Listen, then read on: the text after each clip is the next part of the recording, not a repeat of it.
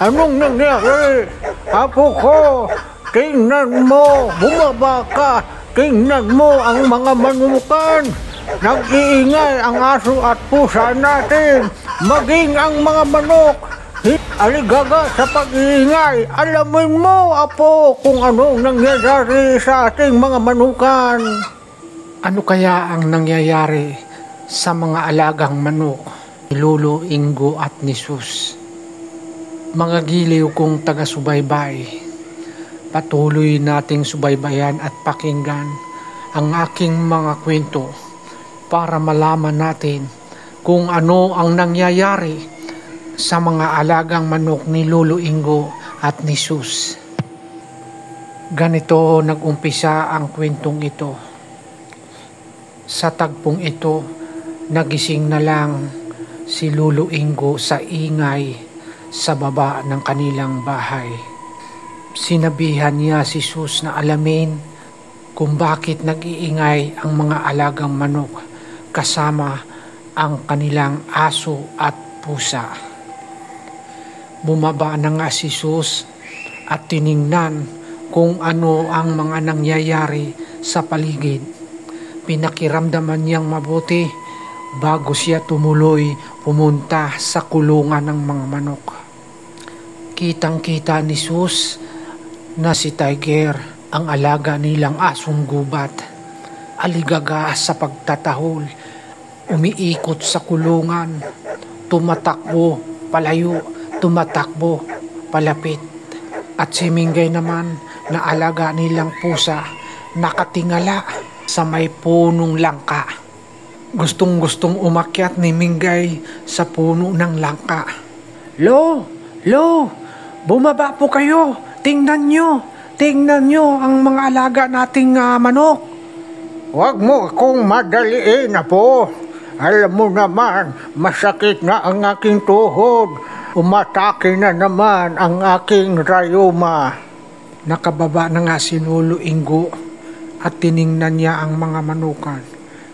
Apo, narito naman ang lahat ng mga alaga nating manok. Wala namang nawawala. Opo, Lolo. Wala namang nawawala. Kanina ko pa pinagmamasdan. Kaya lang, bakit sila nag-iingay? Tingnan mo, Apo, ang paligid. Pagmasdan mo si Tiger, aligaga, umiikot, inaamoy-amoy niya ang paligid. Tila may hinahanap si Tiger. Nasaan si Minggay? Hindi ko na nakikita, Apo. Nang tumingin ang maglolo sa may puno ng langka, nakikita nila si Minggay. Gustong-gustong umakyat. Subalit atubili itong umakyat. Tila bagang may nakikita siyang mga hayop na nasa itaas ng punong langka. Apo, halika! Narito ang hinahanap natin. Narito ang dahilan kung bakit nag-iingay ang mga alaga nating manok at ang ating aso at pusa. Narito sa may puno ng langka. Nang tumingala ang maglolo sa puno ng langka, kitang-kita nila napakaraming musang nasa taas. Alam mo, Apo, ang mga musang, dapat nilang salakayin ang ating mga manukan. Hindi nila natuloy sa pagsalakay dahil sa ating alagang aso at pusa. Ayan, kaya hindi makita-kita. Alam na alam ng ating alagang asong gubat na narito lang sa paligid ang mga hayop na gustong sumalakay sa ating mga manukan. Natingnan mo si Tiger, walang tigil sa pag-amoy. Tawagin mo. Narito lang sa may puno ng langka. Nang mapansin ni Tiger na naroon na si Lolo Ingo, naroon na si Sus, naroon na ang pusa sa may puno ng langka, papuntang punong langka. Tumahol ng paulit-ulit si Tiger, lalo namang umakyat ang mga musang sa may bandang itaas. Lolo, bakit bumaba sa bundok ang mga musang at dito naghahanap ng mga pagkain sa kapatagan? Alam ko na, Apo, bakit bumaba ang mga musang. at dito sa kapatagan naghanap ng mga pagkain. Anong nalalaman mo, Lolo? Bakit bumaba ang mga musang? Dahil ang mga musang natakot. Saan sila natakot, Lolo? Natakot sa mga loggers. Ano yung mga loggers, Lolo? Ang mga loggers, Apo, sila ang mga pumuputol ng kahoy sa kagubatan.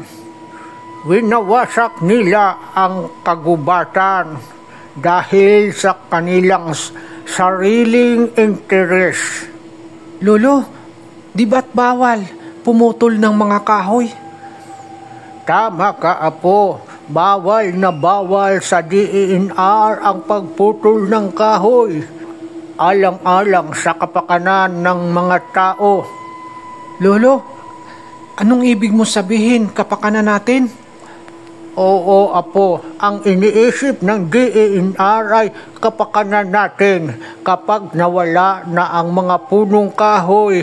Tiyak na tayo ay mapapahamak sa panahon ng tag-ulan. At dapat ang mga musang ay hindi bababa sapagkat ang musang at ang iba pang mga hayop sa kagubatan ay malaki ang maitutulong upang maisaayos ang kagubatan. Lolo, hindi ko po kayo maiintindihan. Ano ang maitutulong ng mga musang at iba pang mga hayop sa kagubatan?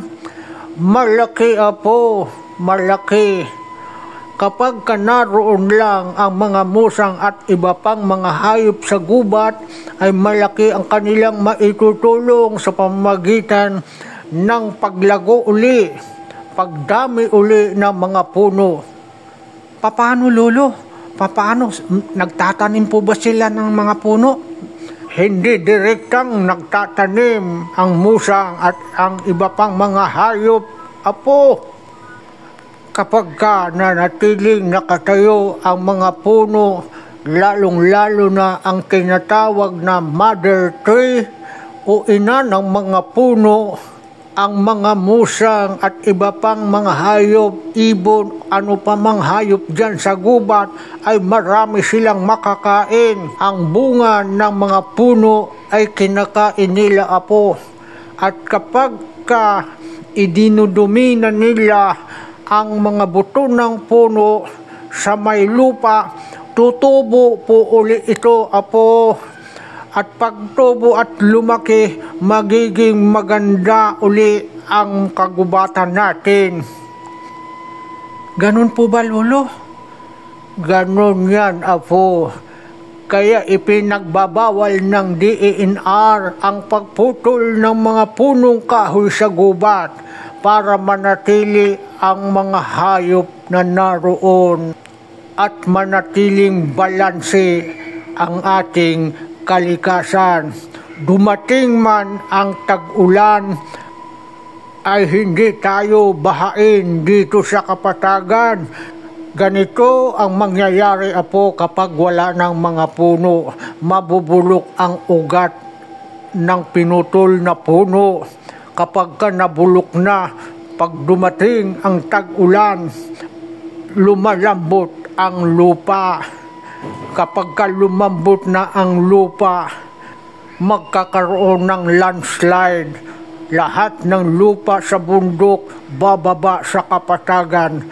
At kapag nangyari yun, tayo na narito sa kapatagan at iba pang narito, lahat tayo mapapahamak, matatabunan ng lupa. Lolo, ganun pala kahalaga ang mga punong kahoy sa gubat, maging ang mga hayop na nakatira sa gubat, ganun pala sila kahalaga. Salamat, Lolo, sa impormasyon na aking nalaman mula sa iyo. Maraming salamat po sa patuloy niyong pagsubaybay at pakikinig sa aking mga kwento. At kung nagustuhan niyo ang aking mga kwento, huwag po sana nating kalimutan i-like, i-share, at higit sa lahat, i-subscribe ang aking channel. At mag-comment na rin po tayo.